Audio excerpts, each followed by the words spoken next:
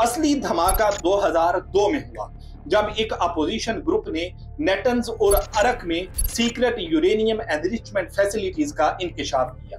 इसके बाद international atomic energy agency ने तहकीकात शुरू की। 2015 में ईरान ने दुनिया की बड़ी ताकतों के साथ joint comprehensive plan of action पर दस्तखत किए। इस डील के तहत ईरान ने अपने न्यूक्लियर एक्टिविटीज को महदूद किया, बदले में उस पर इकोनॉमिक पाबंदियां हटाई गई। लेकिन अफसोस 2018 में अमेरिका ने इस डील से यकतरफा तौर पर निकलने का फैसला किया। I am announcing today that the United States will withdraw from the Iran nuclear deal. इसके बाद ईरान ने joint comprehensive plan of action की हदूद को पार करना शुरू किया। आज ईरान 60% तक यूरेनियम को एनरिच कर रहा है, जो कि हथियार बनाने के लिए जरूरी 90% से सिर्फ एक छोटा सा टेक्निकल कदम दूर है। यूरेनियम एक ऐसी धात है जो कुदरती तौर पर जमीन में पाई जाती है। इसमें कुछ खास आइसोटोप्स होते हैं, जिनमें आइसोटोप U-235 इस हवाले से बहुत ज्यादा अहम है। ये वो किस्म है जिसे न्यूक्लियर बिजली पैदा करने के लिए या न्यूक्लियर बॉम्ब बनाने के लिए इस्तेमाल किया जाता है। कुदरती यूरेनियम में सिर्फ 0.7% आइसोटोप U-235 होता है। बाकी दूसरे आइसोटोप्स होते हैं जो इतने मुफीद नहीं है।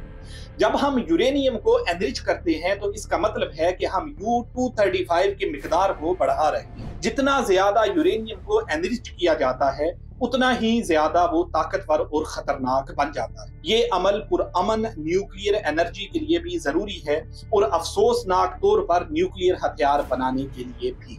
ईरान का कहना है कि उसका प्रोग्राम सिर्फ बिजली बनाने के लिए है। उनके सुप्रीम लीडर आयतुल्लाह अली खमीनाई ने तो 2003 में एक फतवा भी जारी किया, जिसमें न्यूक्लियर हथियार बनाना, इस्तेमाल करना या रखना इस्लाम में हराम करार दिया गया है। بر طبق مبانی ما، مبانی اعتقادی ما، مبانی دینی ما، به کار بردن این گونه وسایل کشتار جمعی اصلا ممنوعه، حرامه. लेकिन IAEA ने अपनी 2025 की रिपोर्ट में ईरान को नॉन कंप्लायंस का इल्जाम दिया, क्योंकि वो 3 अनडिक्लेयर्ड लोकेशंस लविसान शियान, फरामीन और तुर्कुजाबाद पर मिले यूरेनियम ट्रेसेस की वजाहत नहीं दे पाया।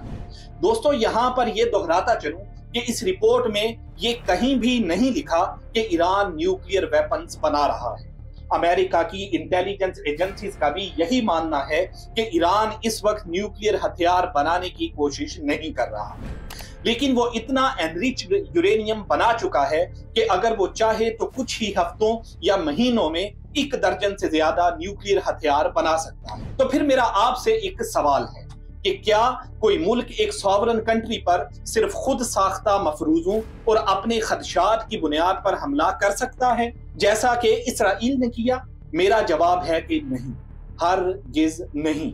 अब बातें हैं इसराइल की तरफ, जिसका न्यूक्लियर सफर बिल्कुल मुख्तलिफ है। इसराइल ने 1948 में अपनी आजादी के फौरन बाद ही न्यूक्लियर फील्ड में तहकीक शुरू की। उन्हें फ्रांस से जबरदस्त मदद मिली। 1956 में स्वीज कनाल क्राइसिस के दौरान फ्रांस ने इसराइल को डायमोना में एक बड़ा plutonium producing reactor, natural uranium और एक रीप्रोसेसिंग प्लांट देने पर रजामंदी जाहिर की। ये एक ऐसी डील थी जिसमें हथियार बनाने के लिए हर चीज फराहम की गई, सिवाय हैवी वाटर के।